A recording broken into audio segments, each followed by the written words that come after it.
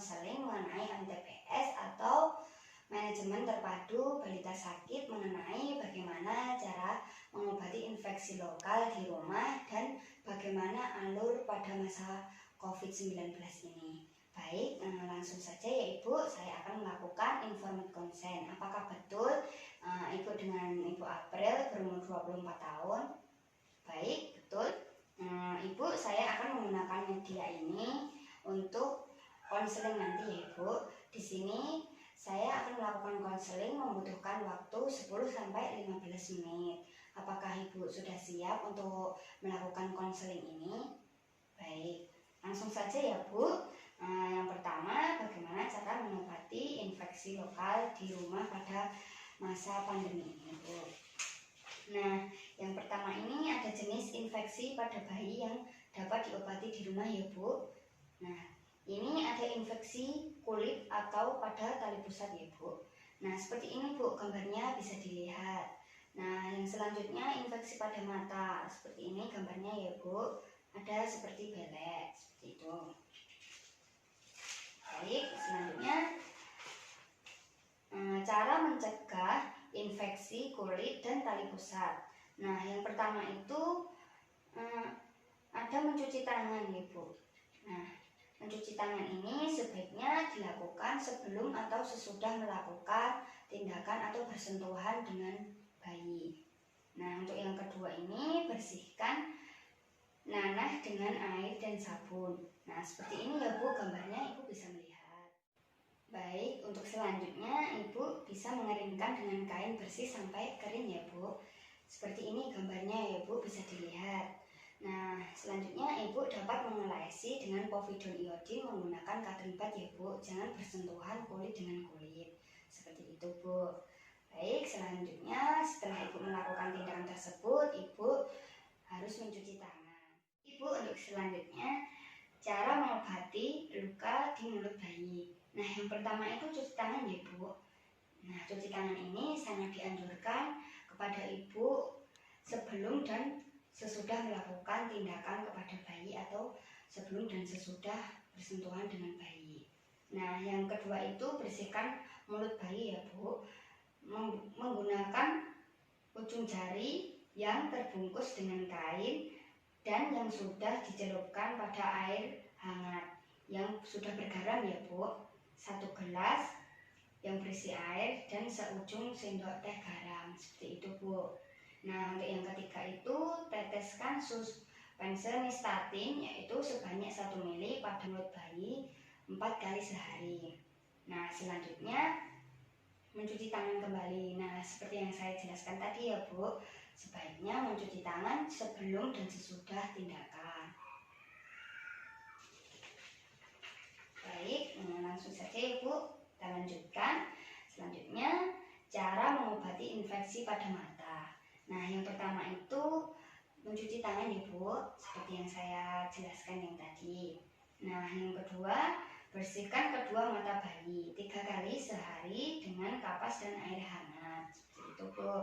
Nah, untuk yang ketiga itu memberikan salep mata pada kedua mata.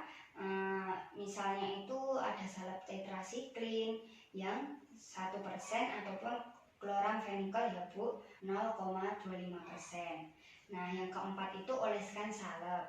Oleskan atau teteskan obat pada bagian dalam kelopak bawah mata ya Bu. Sebaiknya Ibu melakukan hal ini dengan pelan-pelan ya Bu. Nah, untuk yang kelima itu mencuci tangan.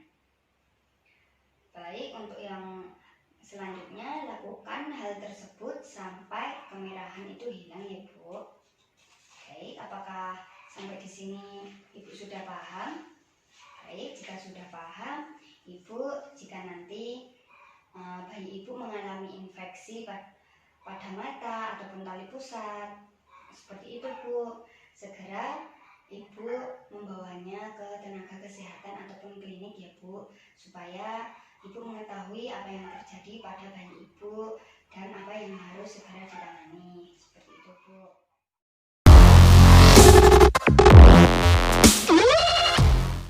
Ibu konseling mengenai cara mengobati infeksi infeksi lokal di rumah sudah selesai ya Bu. Langsung saja kita mulai untuk yang alur MTBS masa COVID ini ya Bu. Nah, Ibu bisa melihat bagian ini ya Bu, saya sudah menyiapkan untuk konseling ini. Nah, ini dipisahkan klinik ya Bu.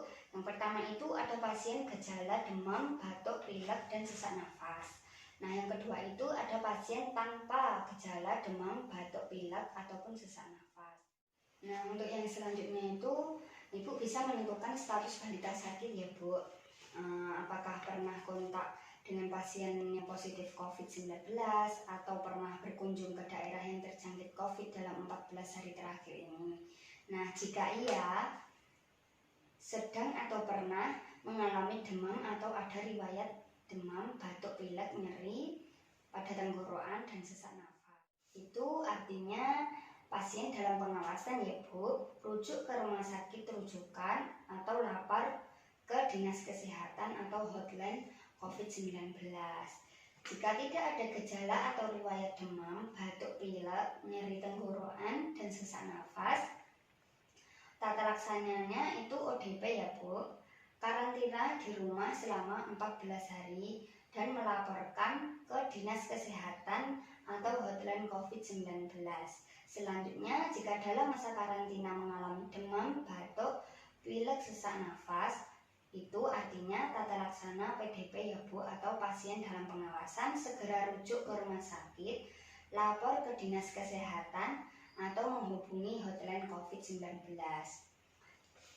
Jika status balita sakit tidak, maka pelayanan MTBS atau manajemen terpadu balita sakit, anak yang tidak termasuk kategori ODP atau PDP ya Bu.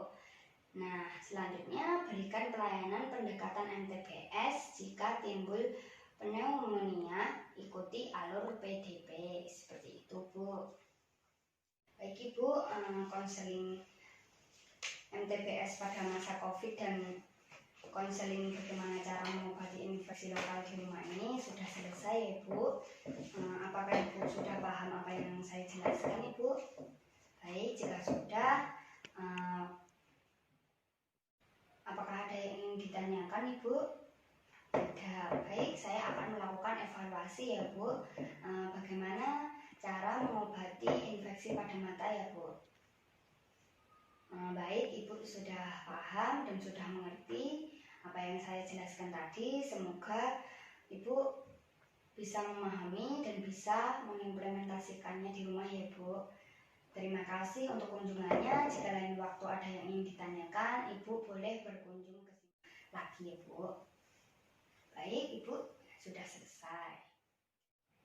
Dokumentasi. Telah dilakukan konseling MTBS mengenai pengobatan infeksi lokal di rumah dan alur MTBS COVID-19 kepada Ibu April berusia 24 tahun. Dengan hasil Ibu April paham dan mengetahui apa yang saya jelaskan.